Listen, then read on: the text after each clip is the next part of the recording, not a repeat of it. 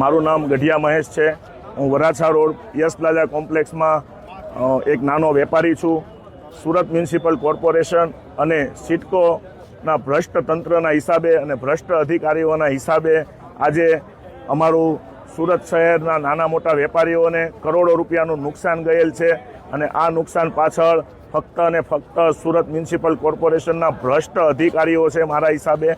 અને મારી સુરત શહેરના તમામ વેપારીઓ અને એમના પરિવારોને નમ્ર અરજ છે કે તમે લોકો આ ભ્રષ્ટ અધિકારીઓ અને એમના પરિવારોને સ્ટીલના કીડા પડે એવી દિલથી મહાદેવને પ્રાર્થના કરજો, જેથી કરીને એ લોકો ઝડપથી મરી જાય અને ભવિષ્યમાં એમના હિસાબે એ ભ્રષ્ટ અધિકારીઓના હિસાબે સુરત શહેરના કોઈ લોકો હેરાન ના થાય। અને સુરત શહેરના ખાસ કરીને અમારા યસ પ્લાઝામાં જે આ બ્રિજ નિર્માણનું કામ જે ચાલુ છે, છેલ્લા 3 થી 6 મહિનાથી અમે લોકોને અસંખ્ય મૌખિક રજૂઆત કરી છે। એ ભ્રષ્ટ અધિકારીઓ અહીંયા આવે પણ અમે ઉગ્ર રજૂઆત કરીએ તો એ લોકો વરાછા પોલીસને બોલાવી લેતા હતા અને પછી અમને લોકોને વાતોમાં લઈને કે અમે કરી દેશું, આમ છે, એસએમસી સિડકોને કહે, સિડકો એસએમસીને કરે।